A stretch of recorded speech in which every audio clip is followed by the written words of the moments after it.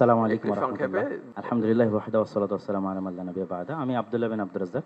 প্রায় ৩ কোটি ৩.৫ কোটি যে জনগণ আছে তাদেরই একজন প্রতিনিধি বলতে পারেন। তো এই মোটামুটি সংক্ষিপ্ত পরিচয়। আমার কথা হচ্ছে আজকে যে বিষয়টি নিয়ে এখানে আমরা আলোচনায় বসেছি, এটির যদি আমরা মূলে হাত না দিই, আসল জায়গায় যদি হাত না দিই, তাহলে এটিকে সমাধান করা সম্ভব নয়। বাংলাদেশে যে সকল ধর্মের মধ্যে সম্প্রীতি বিরাজ করে তার সবচেয়ে বড় উদাহরণ হচ্ছে সাইফুল ইসলাম আলিফ হত্যার পরও বাংলাদেশে কোথাও কোনো প্রকার দুর্ঘটনা সংঘটিত হয়নি এবং সকল আলেম ওলামা নিজ নিজ জায়গা থেকে, আমি আমার জায়গা থেকে, সকল জ্ঞানীগুণী আলেম ওলামা নিজ জায়গা থেকে ফেসবুকে বক্তব্যে সবাইকে শান্ত থাকার আহ্বান করেছে। সুতরাং আমাদের দেশে সাম্প্রদায়িক সম্প্রীতি আছে, কথা শতভাগ সত্য। তারপরও আমাদেরকে বসতে হচ্ছে কেন? ওই জায়গায় আমাদের হাত দিতে হবে। আমরা আসলে ভূ রাজনৈতিক আন্তর্জাতিক রাজনীতির শিকারে পরিণত হয়েছি। এই জায়গায় যদি আমরা সমাধান করতে চাই, তাহলে আমাদেরকে লক্ষ্য রাখতে হবে বড়। লক্ষ্য বড় রাখলে স্যার আপনার জন্য এটি সমাধান করা সুবিধা হবে। সেই বড় লক্ষ্যটি হচ্ছে প্রকৃত অর্থে আমাদের পার্শ্ববর্তী দেশে সংখ্যালঘুরা নির্যাতিত।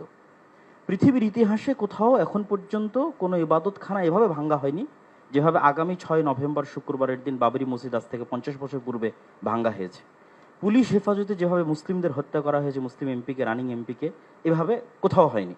এরকম আরও অসংখ্য ঘটনা আছে যেটা আমাদের পার্শ্ববর্তী দেশে প্রকৃত অর্থে সংখ্যালঘুরা নির্যাতিত। আমাদের দায়িত্ব মানুষ হিসেবে এবং তাদের পার্শ্ববর্তী দেশ হিসেবে, এবং 47-এ আমরা যে ওয়াদা দিয়ে এই দেশটাকে স্বাধীন করেছিলাম, সেই ওয়াদা রক্ষার্থে আমাদের দায়িত্ব হচ্ছে আমাদের পার্শ্ববর্তী দেশের সংখ্যালঘু নির্যাতনের প্রতিবাদে আমাদেরকে আওয়াজ উঠানো। আমাদের দেশে কোনো সংখ্যালঘু নির্যাতন নাই, কিন্তু আমাদেরকে আওয়াজ উঠাতে হবে আমাদের পার্শ্ববর্তী দেশে যে সংখ্যালঘু নির্যাতন হচ্ছে সেটি নিয়ে।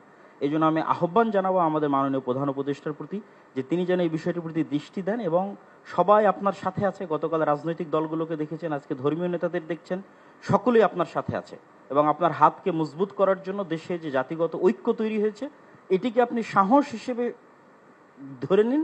ধরে নিয়ে আপনি আমাদের দেশের স্বাধীনতা এবং সার্বভৌমত্ব রক্ষার জন্য আন্তর্জাতিক জগতে ফাইট করেন এবং আমাদের যে বন্ধু রাষ্ট্রগুলো আছে, সার্ককে শক্তিশালী করে, আমাদের বন্ধু রাষ্ট্রকে শক্তিশালী করে, যারা পাল্টা আমাদের উপর মিথ্যা অপবাদ দিয়ে আমাদেরকে ছোট করতে চাচ্ছে, তাদের সামনে আমাদের দেশের এই সাহস এবং সম্প্রীতিকে আপনি তুলে ধরুন। ধন্যবাদ। এতটুকুই আমি আপনার কাছে দাবি জানাবো। Thank you.